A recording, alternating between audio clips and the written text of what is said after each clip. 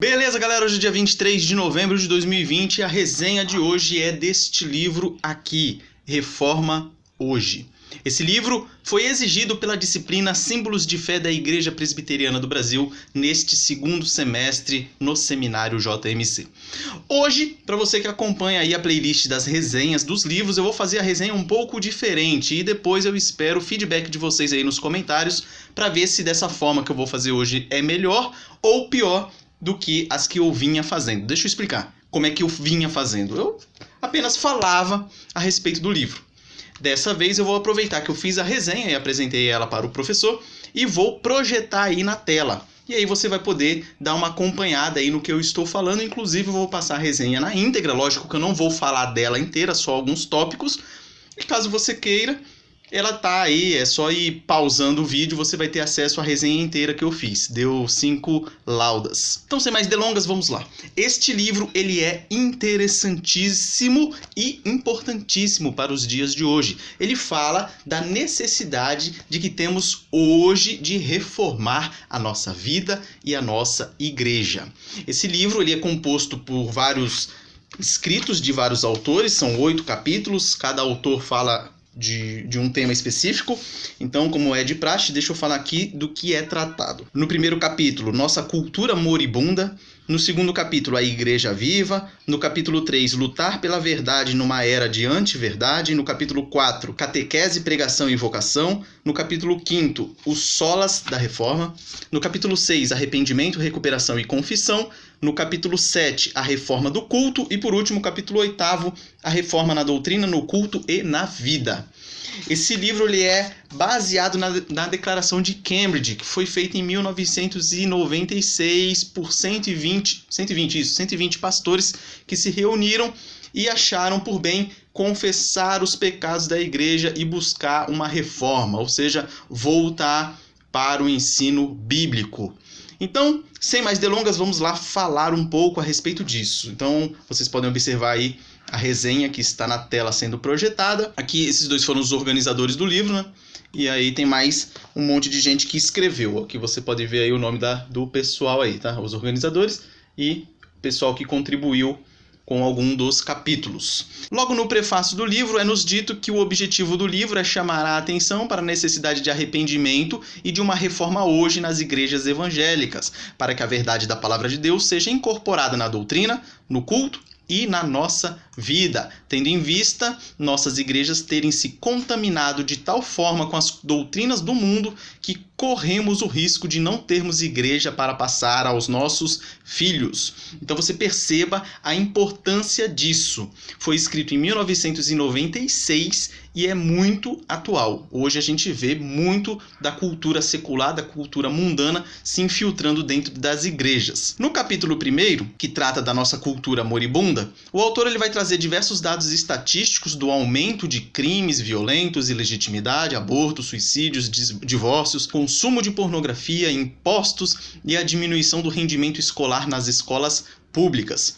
Tudo isso foi escrito visando ali os Estados Unidos, mas você percebe que é tudo que o Brasil passa, né? Então a conclusão dessas estatísticas é que a vergonha desapareceu, as pessoas não têm mais vergonha de fazer o que é errado. E um dos principais motivos disso ter acontecido é o relativismo moral e a secularização, que tem como característica a inexistência de um conjunto de crenças e virtudes que outrora guiavam a sociedade na área moral. Além disso, absolutos morais e verdade absoluta não existem mais. Com relação à verdade absoluta e essa questão do relativismo, eu vou gravar uma resenha logo em breve de um livro excelente que eu li recentemente chamado Tempos Pós-Modernos. Você não pode perder.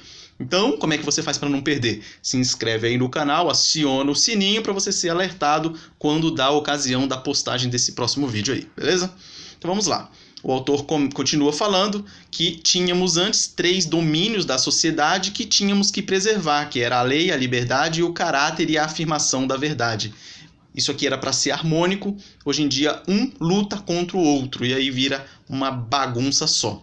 Nesse capítulo, o autor encerra falando a respeito do campo fértil para ceifar o evangelho, porque a gente vive numa bagunça danada, ninguém acredita em mais nada, verdade objetiva absoluta sumiu, então o povo está todo perdido, andando para lá e para cá. Então ele fala que é um campo fértil para que nós preguemos o evangelho. O povo está perdido e precisa da verdade. No capítulo 2, o tema é a igreja viva. O autor ele começa o capítulo trazendo informações de como a cultura americana está caótica e apresenta 3 argumentos.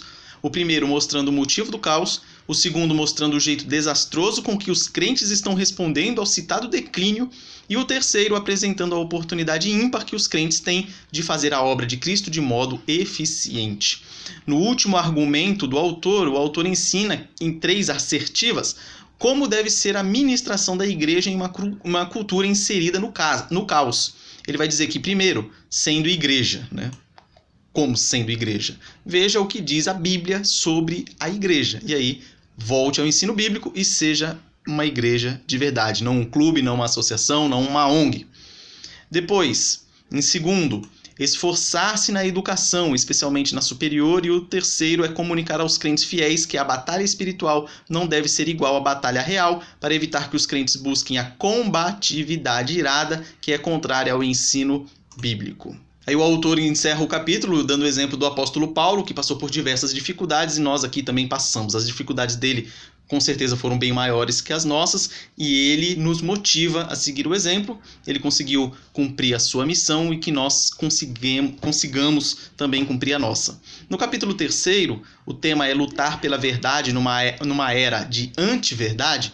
O autor deixa claro que vivemos numa época onde o mundo moderno faz guerra à noção da verdade, e isso foi resultado, dentre outras coisas, do naturalismo, de filosofias críticas e do humanismo. Fica evidente que essa guerra à verdade entrou também dentro das igrejas cristãs, trazendo as filosofias pós-modernas com todos os seus penduricalhos para dentro da comunidade evangélica, causando diversos danos. Isso a gente pode ver com a quantidade de pregações que não tem nada a ver, que estão sendo feitas hoje em dia, ou tentando relativizar o evangelho, ou tentando dar uma nova roupagem para o que está ali, ou dizendo, não é mais bem assim, na verdade o pecado aqui está ultrapassado esse conceito, então agora quer dizer outra coisa, essas pataquadas, fora os sermões coach da vida aí.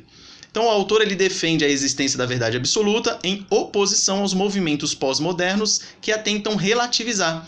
Diz que podemos conhecê-la somente através da revelação de Deus em sua palavra e que devemos ser ousados, porém humildes, para lutar sempre pela verdade. No capítulo 4, que trata do tema catequese, pregação e vocação, o autor vai falar uma coisa muito interessante aqui, que somos informados sobre os problemas da pós-modernidade com relação às pregações terapêuticas, em detrimento do verdadeiro evangelho e da verdade como algo não mais objetivo, mas relativo. Você percebe que todos os autores eles dão uma pincelada nessa questão da verdade absoluta, da verdade objetiva, que para nós cristãos é essencial. Afinal, nós cremos na verdade absoluta, na verdade objetiva, que nos é revelada por Deus através das Sagradas Escrituras. Então, se você tira isso, você está navegando a Deus dará, por assim dizer. Você fica perdidaço. O autor ele foca em 3 pontos importantes para que saiamos dessas distorções pós-modernas, que seriam a educação, a catequese e a vocação. No âmbito da educação, o autor traz informações importantes e históricas de como o ensino foi destruído ao se abandonar a educação clássica, aquelas 7 artes clássicas, o trivium e o quadrivium grego. Se você não sabe do que eu estou falando, dá uma pesquisada no Google aí, rapidinho você vai saber do que é isso. E defende o retorno ao método de ensino baseado nas 7 artes liberais, que é essa que eu acabei de dizer, o trivium e o quadrivium. No âmbito da catequese, as igrejas devem voltar a treinar seus membros e ensiná-los a conhecer a palavra de Deus, utilizando um método baseado no trivium, ajudando-os a conhecer os fatos da Escritura, pensar de maneira cristã e internalizar o que aprenderam para que saibam aplicá-lo na vida cotidiana. Por fim, no âmbito da vocação, o autor alerta para a importância dos pastores não basearem seus sermões no que as pessoas querem ouvir, e sim no que elas precisam ouvir, pregando assim sermões contraculturais. Simplesmente é não se moldar à cultura. Isso que quer dizer aqui o autor? Ele diz que os membros da igreja também devem ser incentivados e ensinados a não serem meros consumidores da cultura, mas criadores da cultura, influenciando o mundo onde quer que o crente atue, dentro da vocação que Deus o chamou. É o tal do sejamos sal e luz, e não sejamos influenciados pelo mundo. No capítulo 5, o tema é os solas da reforma.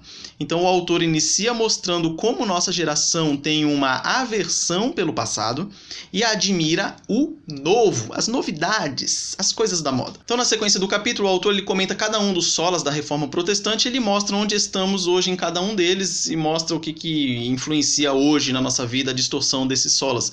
E ele começa pelo sola escritura e o autor ele vai dizer que muitas coisas hoje, como as ciências sociais, vem tentando substituir o lugar devido das sagradas escrituras. É tipo aquele papo assim, a Bíblia mais alguma coisa. Então vai tirando a centralidade da Bíblia. No Sola Christus, o autor nos mostra que a falta de conhecimento das escrituras tira o foco central dela, que é revelar Cristo. E aí o que acontece? Tudo fica sendo centrado no homem, seja sermão, seja cânticos, seja ensinos, louvores, tudo passa a ser antropocêntrico.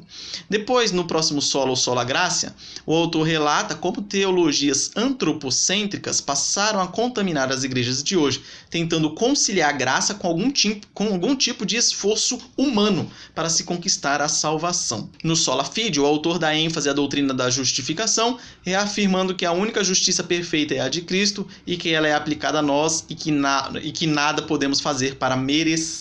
No último solo, o Soli Deo Gloria, o autor enfatiza que o todo da salvação pertence a Deus. Relembra que o fim da vida de todo redimido é glorificar a Deus e gozá-lo para sempre. E não devemos apenas nos vangloriar com as conquistas dos crentes do passado. Pelo contrário, devemos reconhecer nossas faltas, entender a fé como um depósito e proclamar a obra de Deus sem temer. É assim que ele termina o capítulo, nos dando essa exortação e motivação.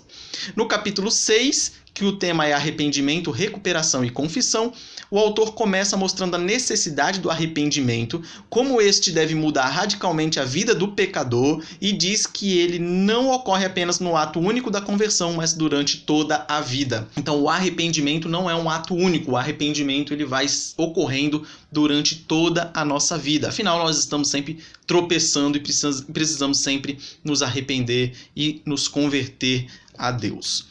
O autor relembra-nos que a lei nos traz a culpa e a graça de Deus nos conduz ao arrependimento, que devemos buscar nos recuperar e ser piedosos e devemos confessar nossos pecados, encerrando o capítulo com uma série de arrependimentos que nos servem de guia. É bem interessante esse finalzinho desse capítulo, quando ele vai dar essa relação de arrependimentos aqui que a gente pode seguir como um guia. No capítulo 7, cujo tema é a reforma do culto, o autor começa e termina o capítulo falando sobre a importância da interligação entre doutrina, culto e vida. A alteração em qualquer um dos elementos abordados, desses três que eu acabei de falar, fatalmente afetará os outros. Por isso é importante sermos cautelosos com relação a qualquer mudança proposta no culto, na doutrina e na vida, para que não andemos em desconformidade com as exigências de Deus. Isso aqui é o que resume mais ou menos o comportamento conservador, o crente conservador, por assim dizer, que é aquele que vai desconfiar de qualquer novidade. Qualquer coisa que apareça trazendo uma novidade, a gente vai ser cauteloso com relação a isso. Pode ser que não tenha problema nenhum? Pode, mas pode ser que tenha problema. Então, antes que o problema entre, a gente observa e usa de cautela. No último capítulo, o capítulo 8º, o autor vai falar a respeito da reforma na doutrina, no culto e na vida.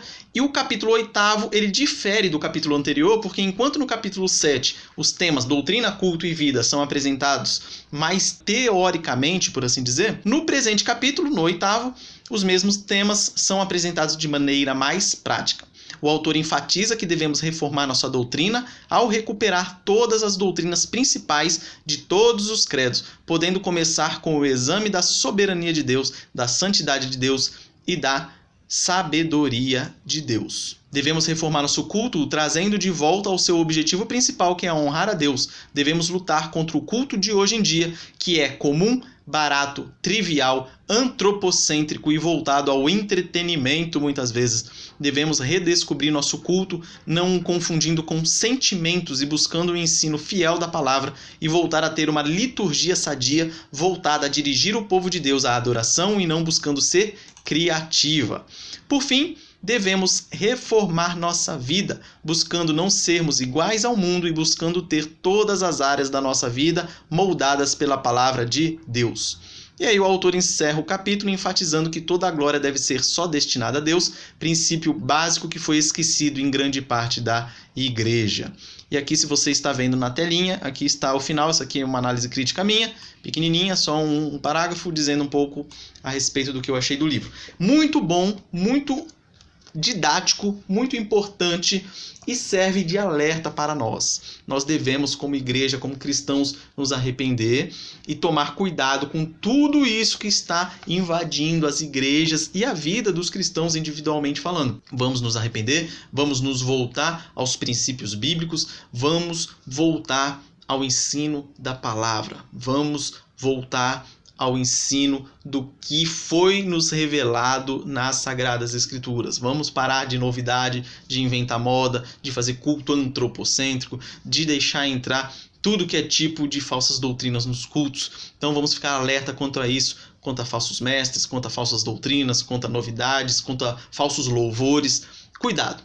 Vamos tomar muito cuidado com isso. Esse livro, embora ele seja pequenininho, ele tem muita informação, como vocês puderam perceber, e eu recomendo que você o adquira, beleza? Então, um forte abraço. Depois vocês mandem aí nos comentários se ficou melhor assim mostrando ali ou não, ou é melhor só eu falando aqui e pronto.